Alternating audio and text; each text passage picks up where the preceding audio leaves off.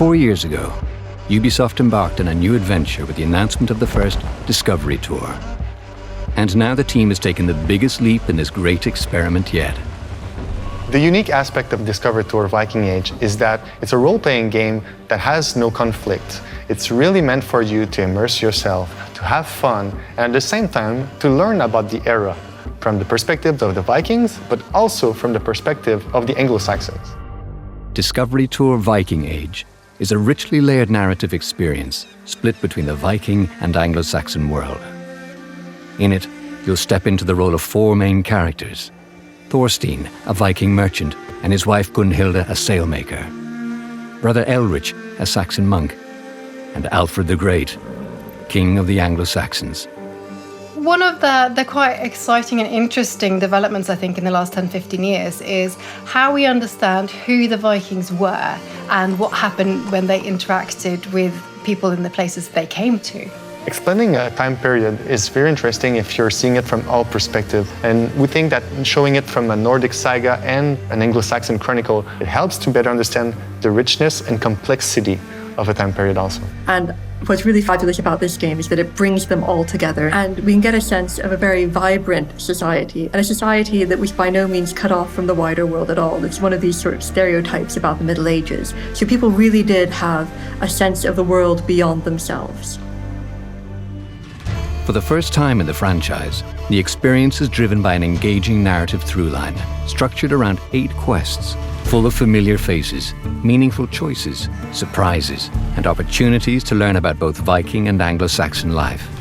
The initial Discovery Tour had a lot of experiences where the player got to sort of see history and be within that history.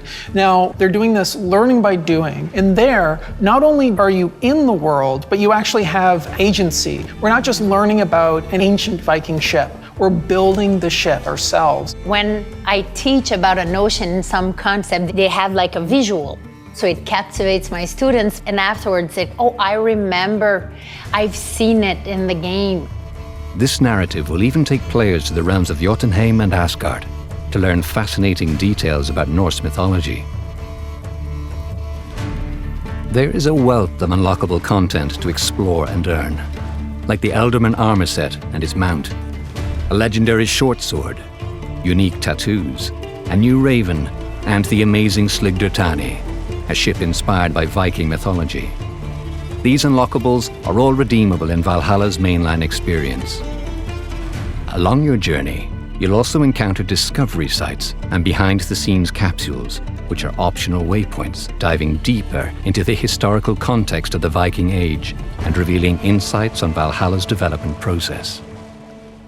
Throughout its creation, Ubisoft worked closer than ever with leading specialists in Norse and Anglo-Saxon history.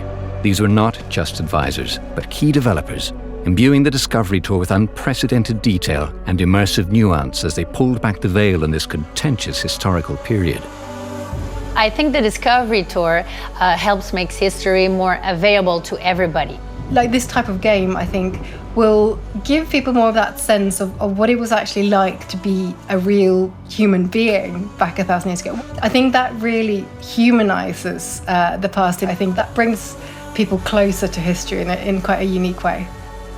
By putting people and their stories at its center, Ubisoft has amplified its impact and immersion, offering players a new way to discover and learn about history. Discovery Tour series sets a high watermark for educational games that very few else can meet. I think the most surprising aspect of this Discovery Tour is that players will have fun engaging with the quests, and they'll never realize that they're actually learning.